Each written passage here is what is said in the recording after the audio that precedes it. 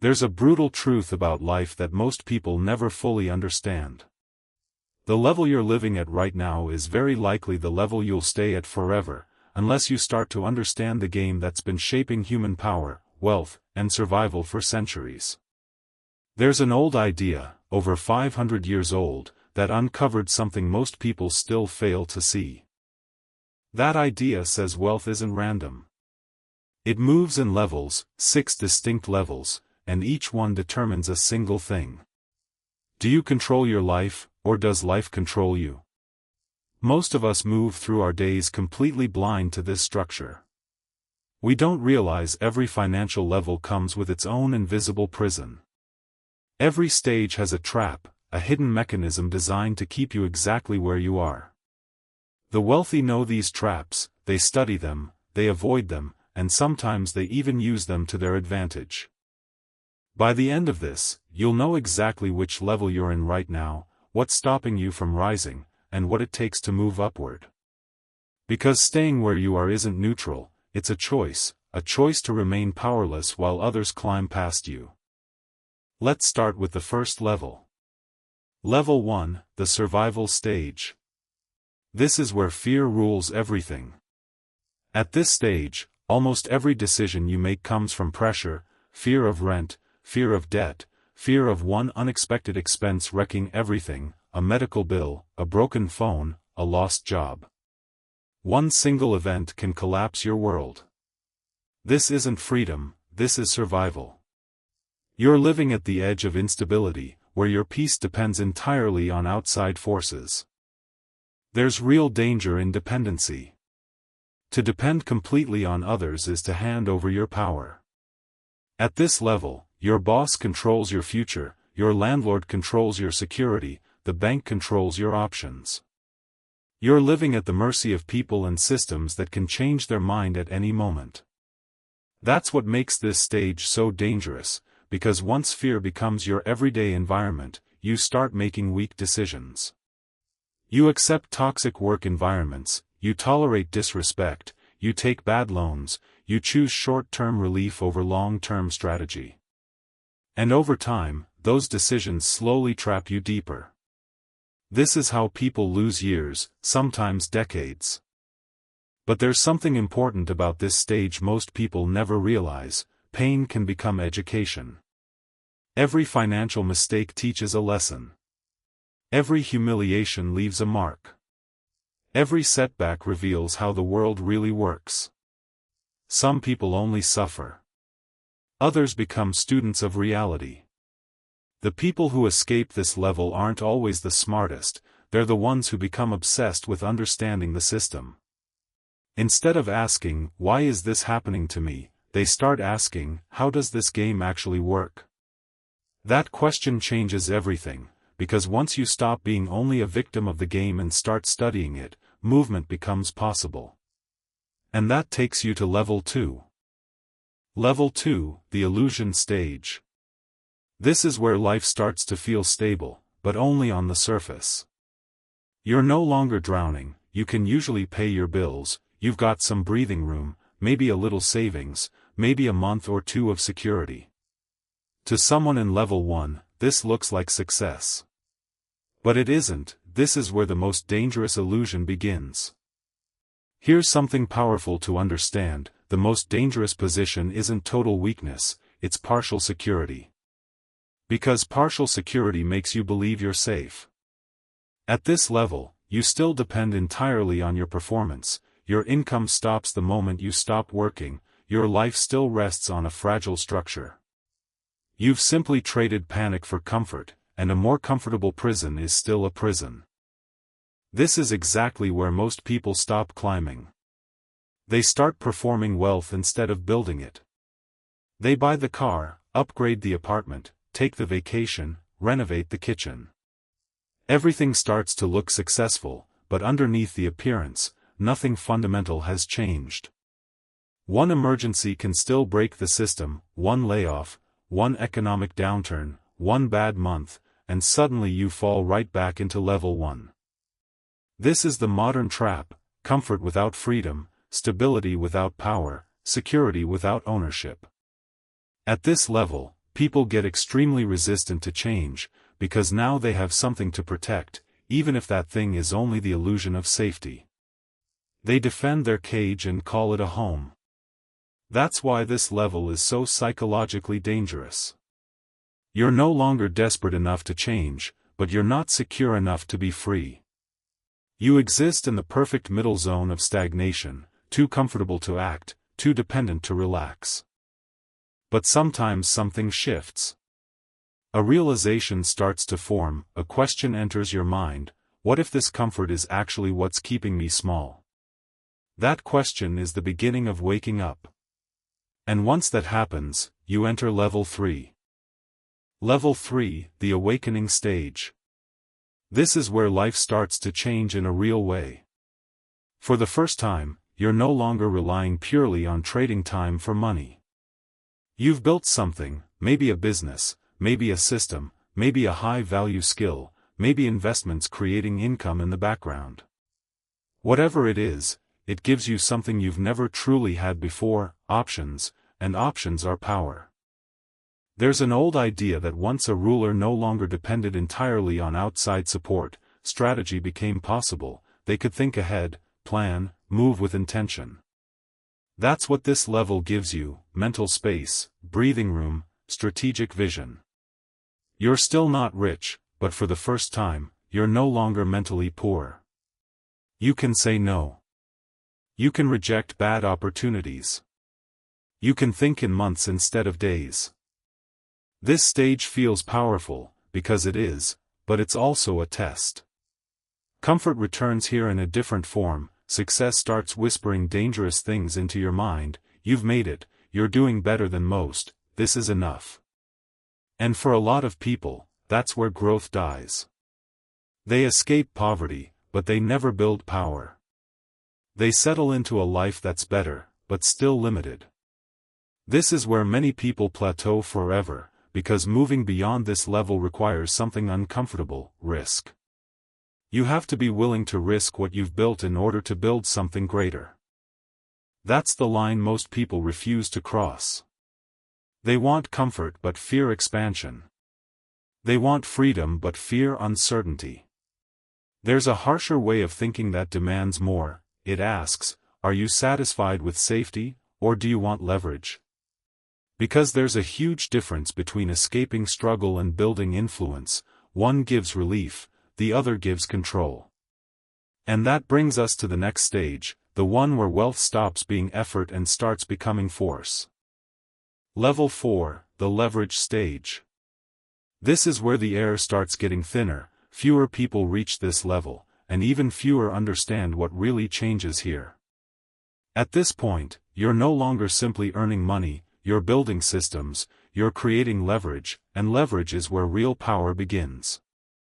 Most people spend their entire lives trading time, energy, and attention for income. They work harder to earn more, chase promotions, add hours, sacrifice weekends. But at level 4, the game changes completely.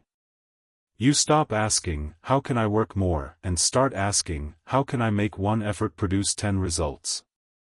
This is the stage where money starts working for you, your systems generate returns, your assets appreciate, your reputation creates opportunities before you even ask.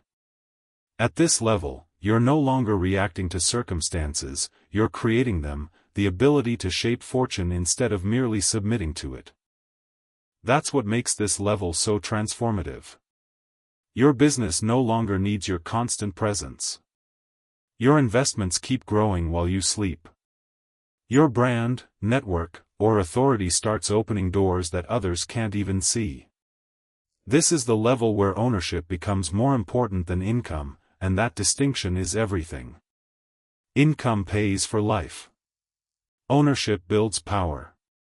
The masses focus on earning, the powerful focus on controlling resources, because they understand wealth is rarely about labor, it's about positioning. A single decision made at this level can produce results for years, sometimes decades. You start thinking in longer time horizons, not next month, not next year, 5 years, 10 years, 20 years. That shift in thinking is what separates the ambitious from the influential. Because once you reach this stage, money itself stops being the goal, it becomes a tool, a weapon, a strategic resource. You use it to buy time, to buy access, to buy freedom, to buy influence. But this level comes with a hidden price, a psychological cost. To rise this far, you have to become more disciplined than the average person, more detached, more willing to make hard decisions. Sometimes you have to cut off relationships, end partnerships, walk away from people who no longer align with your future. That coldness is difficult for a lot of people. They want success without discomfort. They want wealth without sacrifice. They want power while remaining universally liked. But that's not how reality works. If you try to please everyone, you surrender strategic clarity. At this stage, you have to get comfortable being misunderstood, sometimes disliked, sometimes judged, because greatness often requires choices that weaker minds interpret as cruelty, not cruelty for its own sake, but precision, the willingness to do what's necessary when it becomes necessary. This is the level where discipline becomes identity, where weekends start feeling less important than momentum, where productivity begins replacing distraction, because you finally understand something most people never learn: short-term comfort often destroys long-term freedom. And if you can endure that discomfort, you move into territory very few ever reach. Level 5, the dominant stage.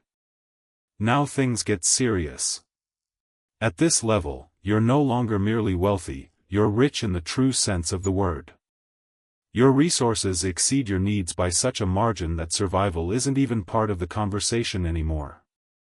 You own appreciating assets, you have capital that compounds, you have access to rooms, people, and opportunities unavailable to the lower levels. This is where wealth becomes influence. A phone call can move money. A decision can shift markets. An investment can change the future of entire businesses. This level was always visible among the rulers and power brokers of history. These were people who no longer feared threats, they became the threat others feared. That's the essence of dominance. But here's the truth nobody tells you: this level is not peace. It's pressure at a higher altitude, because now the competition changes. You're no longer competing with the average person, you're competing with other powerful people, other millionaires, other empire builders, other strategic minds. And that arena plays by different rules. The stakes become far larger, mistakes become expensive. One poor decision can erase years of progress. One wrong partnership can cost everything.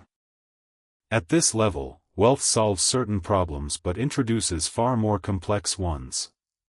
Who can you trust? Who genuinely values you?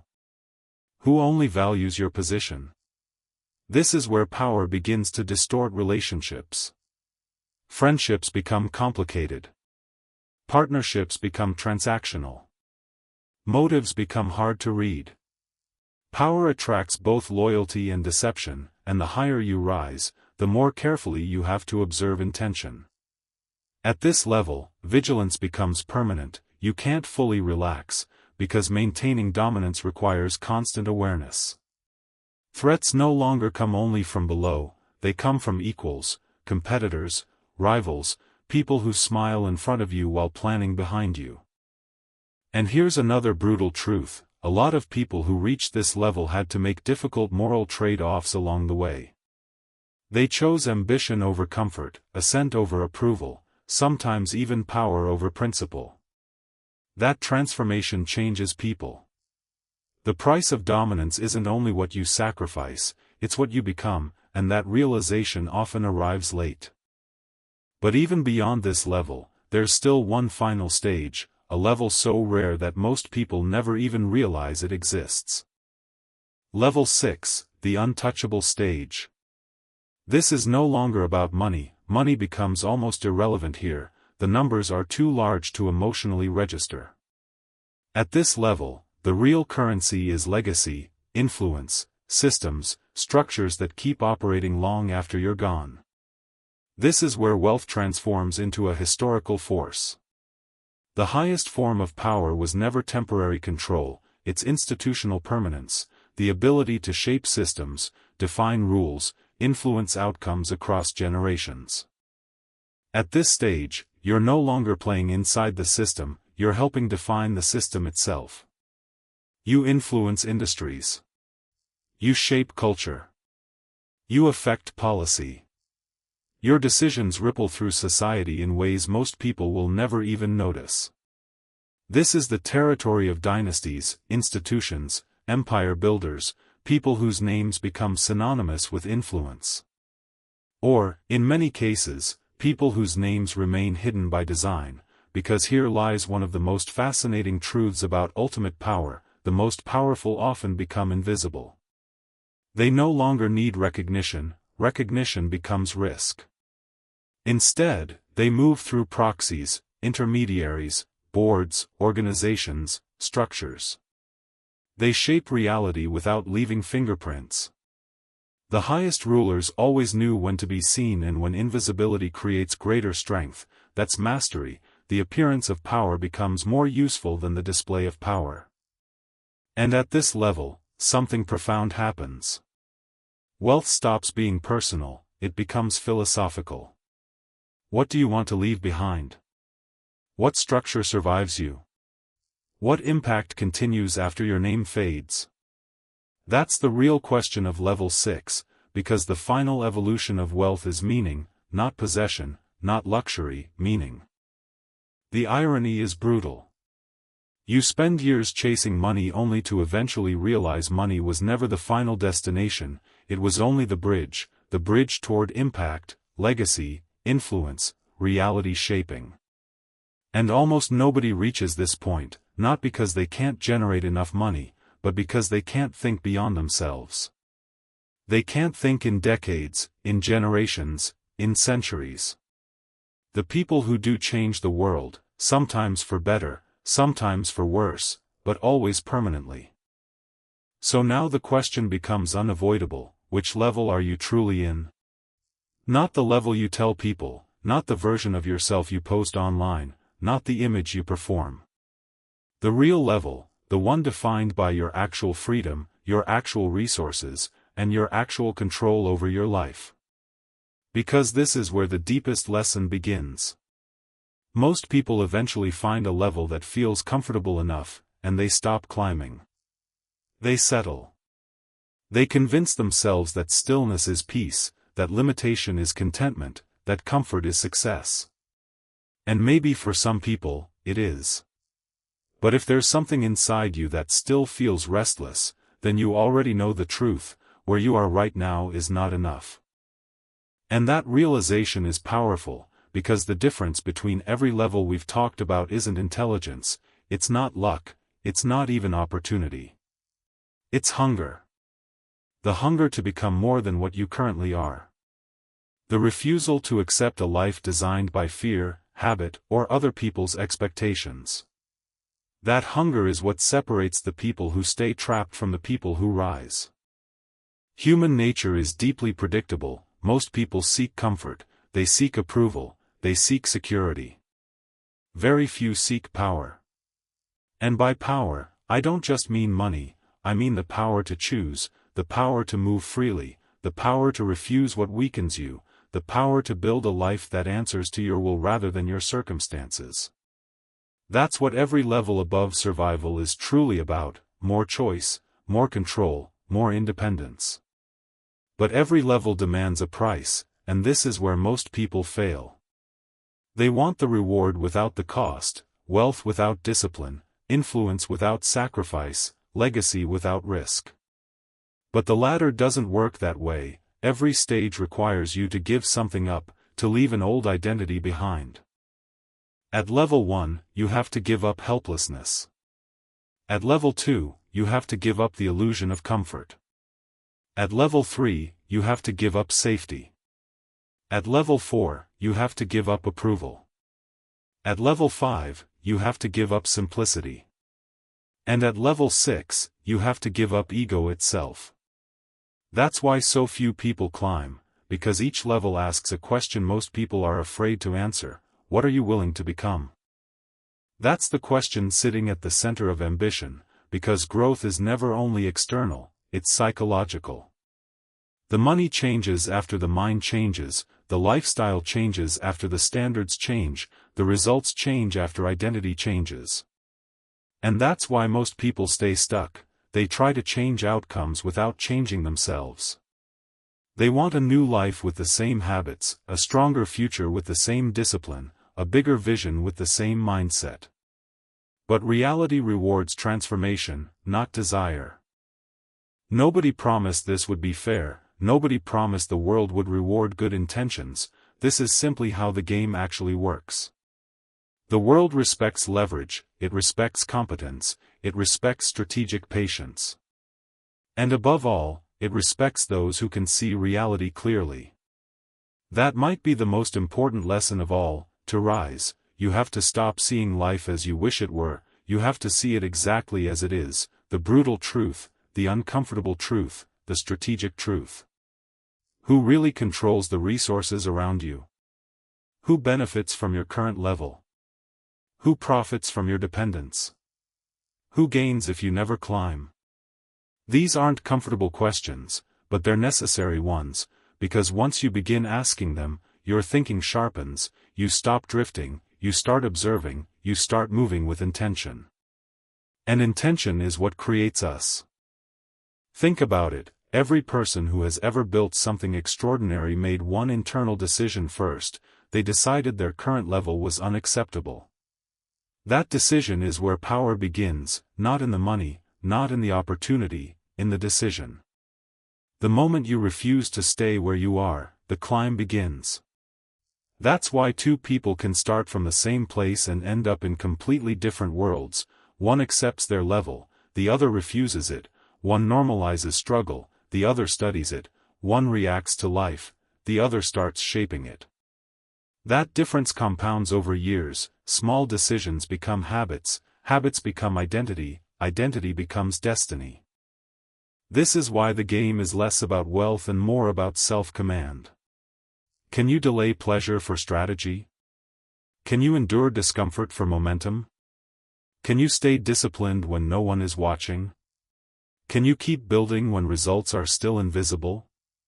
Because that's what separates climbers from dreamers. Dreamers talk about the next level, climbers pay the price for it. And the price is rarely glamorous, it's repetition, sacrifice, loneliness, misunderstanding, consistency. There will be moments when the people around you no longer understand your choices. They may call you obsessed, cold, too ambitious, too focused. But history has always judged visionaries differently than their contemporaries did. The person who seeks real power often can't live by the emotional standards of the crowd, because the crowd values comfort, the builder values expansion, the crowd values appearances, the strategist values outcomes. That difference creates distance, and you have to be willing to tolerate it, because the climb is often lonely before it becomes visible. This is where a lot of people turn back, not because they're incapable, but because they don't have the stomach for delayed validation. They want applause too early, recognition too soon, proof before patience. But the higher levels are built in silence, in invisible work, in decisions no one else sees. That's why strategic patience is one of the rarest traits in the world, the ability to keep building while others are distracted, to keep investing while others are consuming, to keep learning while others are entertaining themselves.